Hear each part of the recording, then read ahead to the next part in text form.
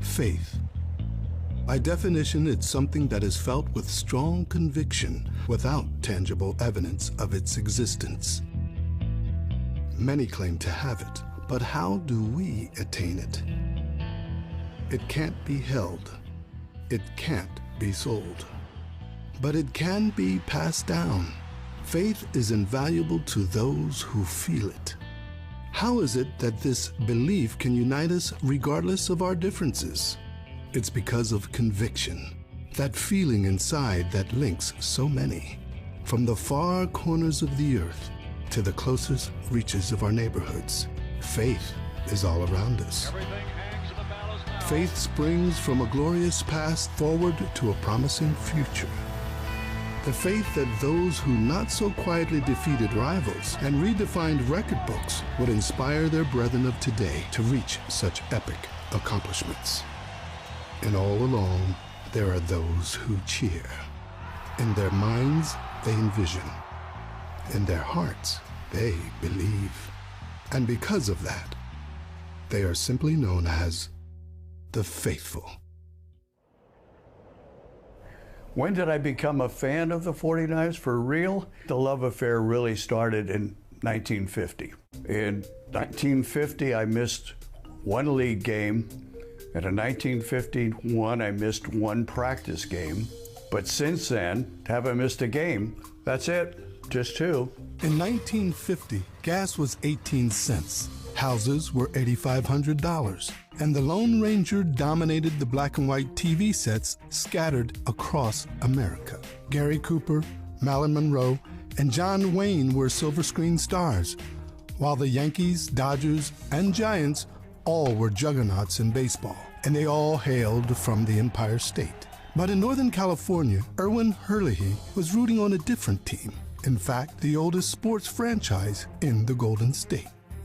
Meet Irwin Herlihy. He's a not-so-normal 49er faithful, with a remarkable streak of consecutive home games attended, 645 to be exact. And behind all the ticket stubs, wins, losses, and cheers, of course, there's a remarkable story or two.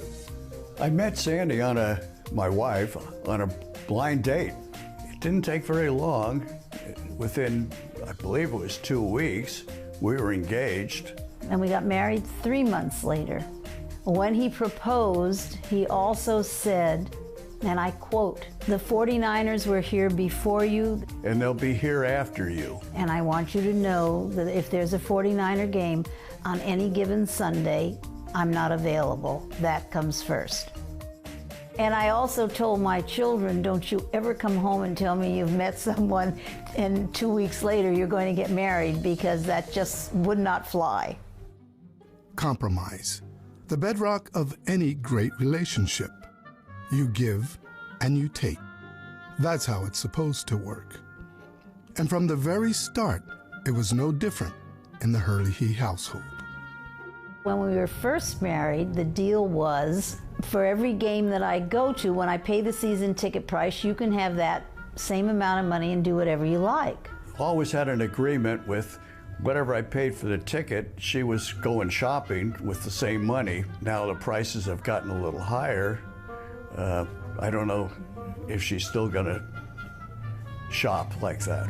I don't take advantage of that. Something maybe I should think about and start buying a little more jewelry.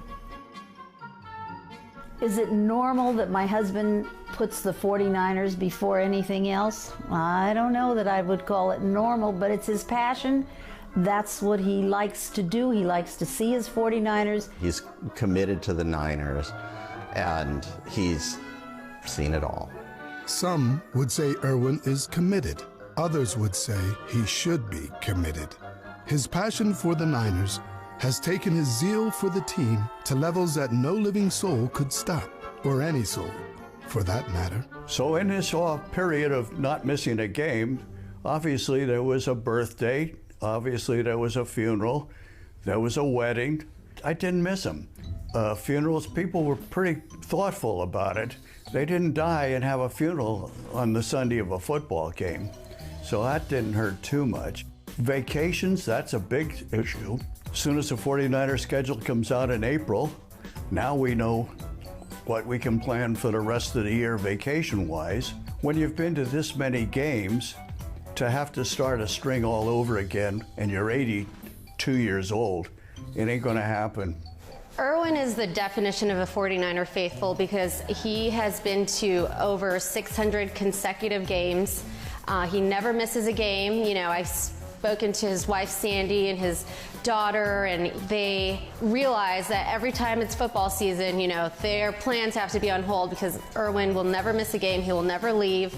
Behind every great man is a great woman. Sandy Herlihy epitomizes that. Their union spans 6 decades, and her faith, devotion, and at times her patience surely has been tested. But Sandy stands firmly by her man and the streak. She's long-suffering and very patient. She has been patient. I think that she just always knew that this was a priority, and she didn't try and get in the way of it. She tried to support it. His life revolves around the 49ers. They are a good couple together. They feed off of each other really well. I notice sometimes they finish each other's sentences. Yeah, 56 years is right. 3 children, 5 grandchildren. I'm getting help on this one. So nowadays, my dad and my husband, Howard, go off to the games, and my mom and I meet up and spend the day shopping. And then the 4 of us meet up together after the game and have dinner. Though last year that changed a little bit because we got kind of interested in watching the 49ers ourselves.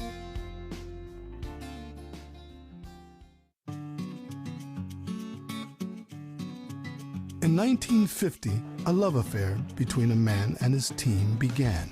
Since the team snapped the ball for the very first time, Irwin Herlihy has been a 49er faithful, and he remains so to this very day.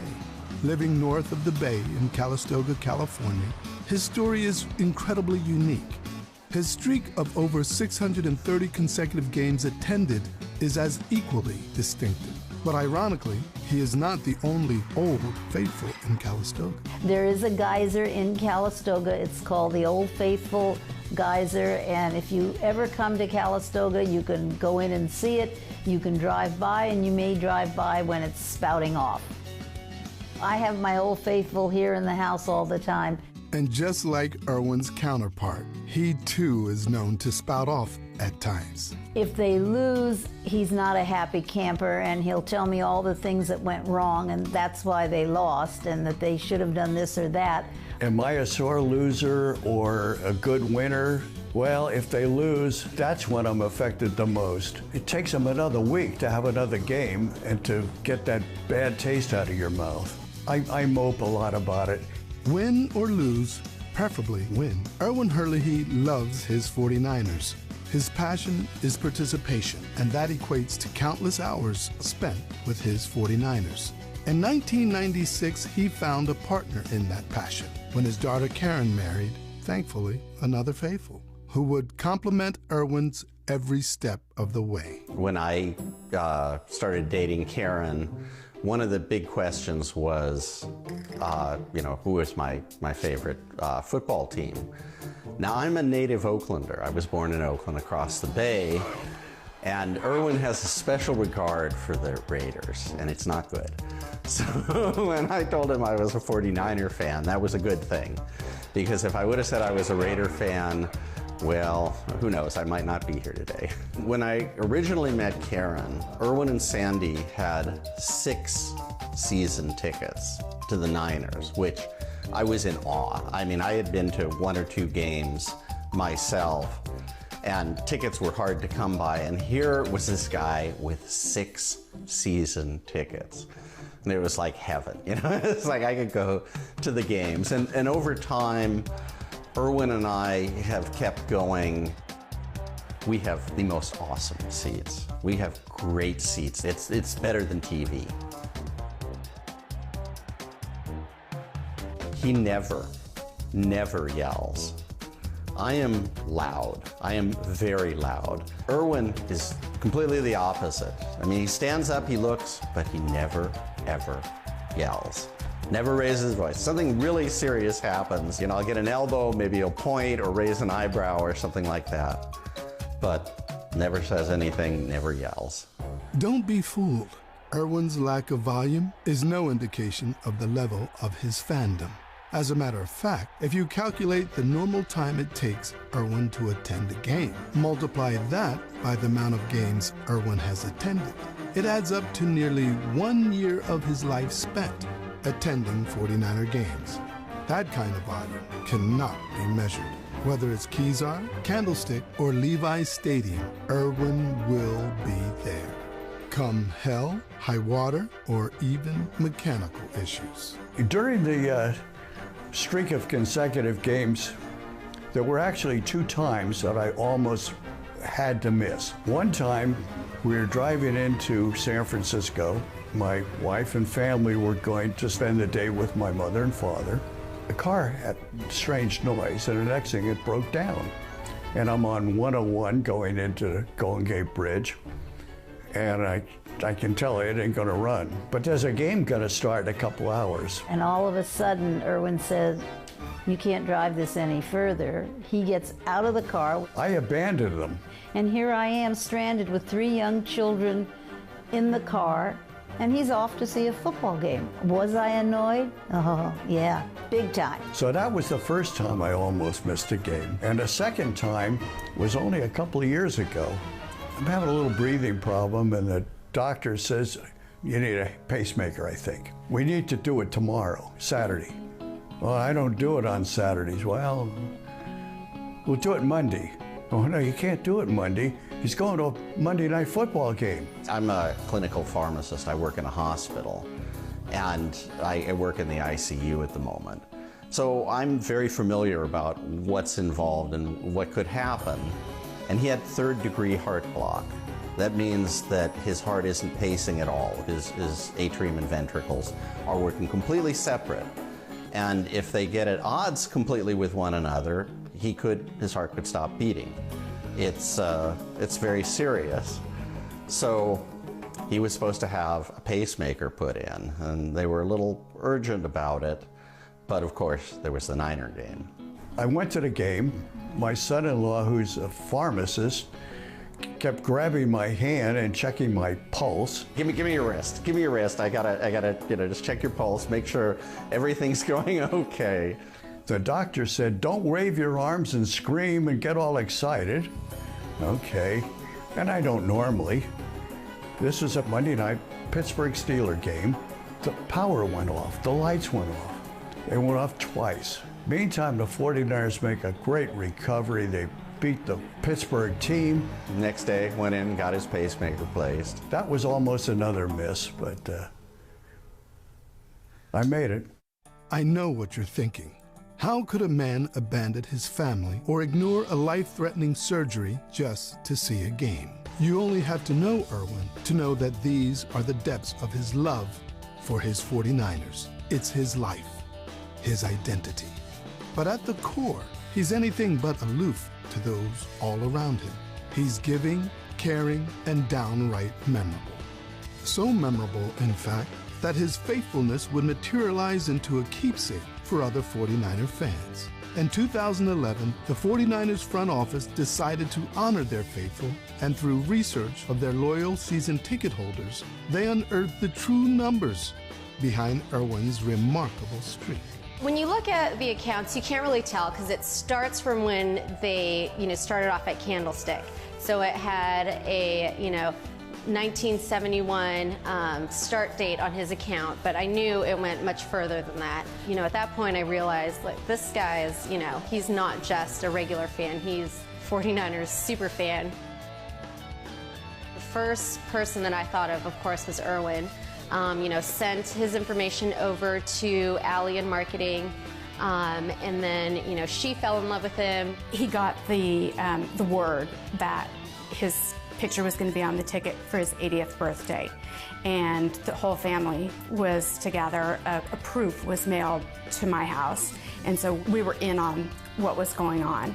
And to get to watch him open the envelope and see that this picture was going to be on the ticket was just so exciting. And I think the fact that it was on his 600th game was just, cherry on the top. It was a thrill. My whole family was there for the game. They all had the privilege of coming down on the field before the game. As I got to the stadium, people kept stopping me saying, "You're Irwin?" "Yeah." "You're on the ticket. Can I have my picture taken with you? Would you sign my ticket?" To watch that reaction from him and the reaction from people that noticed it was just so much fun. It got a little old after a while, you know. I'm not used to notoriety like this. Yeah, that was kind of an ego trip if I ever had one, I guess. Irwin's ego was more than in check, and his appreciation was unmasked only by his humor and wit. He had received a monumental birthday gift, one that literally punched his ticket into the 49er family. You know, I ran into him, right before he went on the field, and he had a smile from ear to ear, and he just kept thanking me, and I was like, it's not me that you should be thanking. He especially enjoyed it, and he deserved it. I mean, he had something really unique.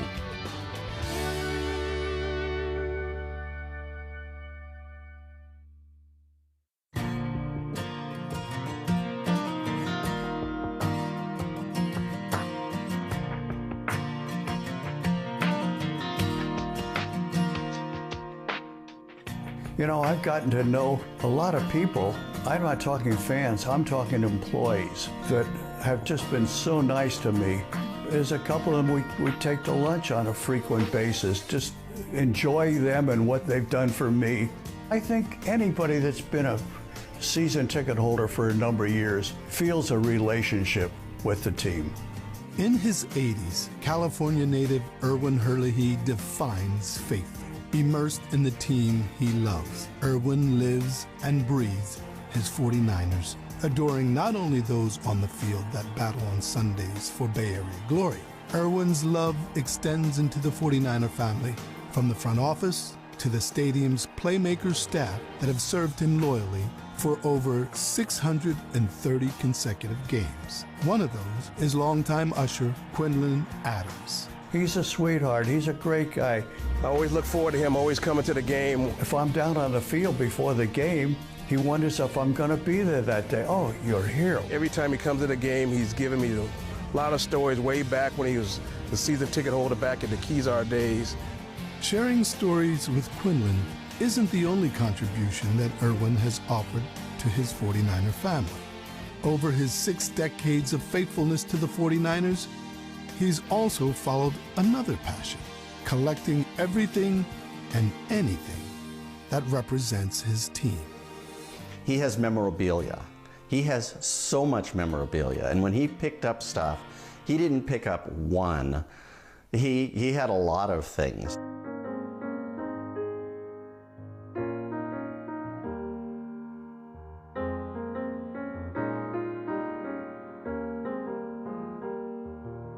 So what does a collector who has an unbeatable streak of consecutive home games appearances and a lot of collectibles do? That's easy. Help populate a living, breathing museum so that his and his team's legacy will live on and be enjoyed by the masses.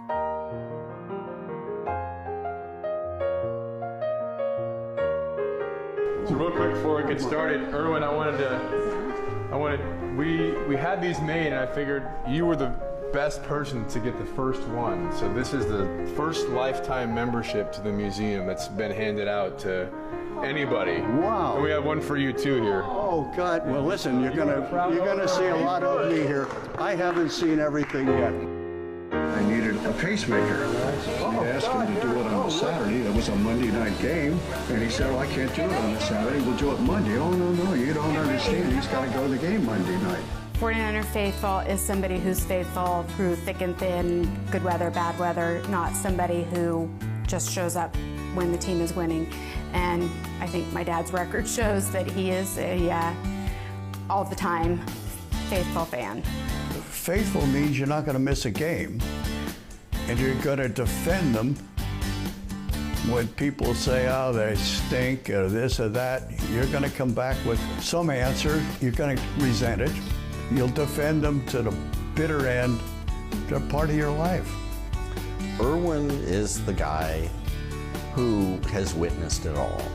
You can name pretty much any incident or any game, any home game or anything, and he'll tell you about it. He'll tell you all about it, and the people who are in, and players who have been long since forgotten, but he still remembers. Occasionally he laughs, you know, the guy's only been a fan since the 60s. He now really feels like he's a part of this team, and donating his memorabilia to, you know, our museum for the new stadium makes him feel like he's, you know, part of the team and being recognized, and it just makes him the happiest guy in the world. I'm diehard 49ers.